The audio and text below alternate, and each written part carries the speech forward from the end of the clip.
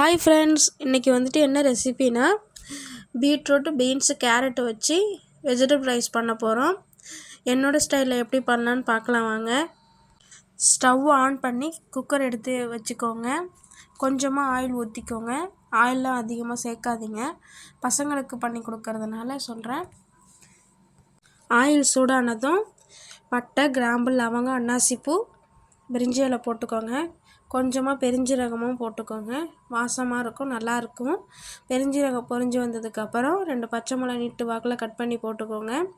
உங்கள் பசங்க எப்படி காரம் சாப்பிடுவாங்களோ அதுக்கேற்ற மாதிரி காரம் பச்சை மிளகா போட்டுக்கோங்க. இப்போ எங்கள் வீட்டில் பசங்க வந்துட்டு காரம் கம்மியாக தான் சாப்பிடுவாங்க, அதனால் வந்துட்டு 2 பச்சை மிளகா மட்டும் போட்டிருக்கோம்.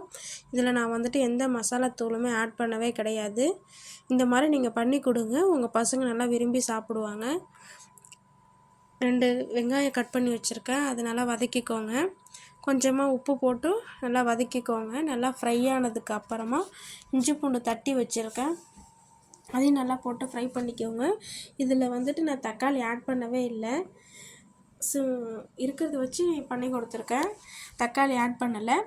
இந்த மாதிரி பண்ணி கொடுங்க, நல்லாயிருக்கும். உங்கள் பசங்க நல்லா விரும்பி சாப்பிடுவாங்க.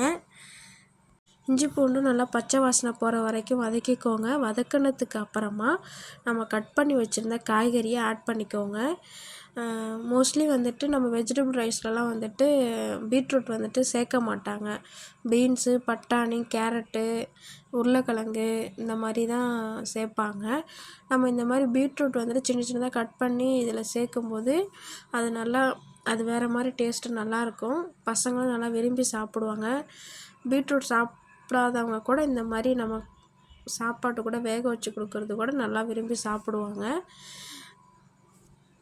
இப்போது 1 டம்ளர் அரிசிக்கு 2 டம்ளர் தண்ணி ஊற்றிக்கோங்க. நான் அரிசி ஊற வச்சு எடுத்து வச்சுருக்கேன். தண்ணி நல்லா கொதி வந்ததுக்கு அப்புறமா அரிசி ஆட் பண்ணிக்கோங்க. தேவையான உப்பு போட்டு வேக வச்சிடுங்க. 2 விசில் வச்சுக்கோங்க. 2 விசில் வந்ததுக்கு அப்புறமா எடுத்து பார்த்தா சூப்பராக இருக்கும் ரைஸு. இது தாங்க இன்னையோட ரெசிபி. நெக்ஸ்ட்டு நம்ம அடுத்த வீடியோவில் பார்க்கலாம். வீடியோ பிடிச்சிருந்தா லைக் பண்ணுங்கள், மறக்காமல் சேனலை சப்ஸ்கிரைப் பண்ணிவிடுங்க. தேங்க்யூ.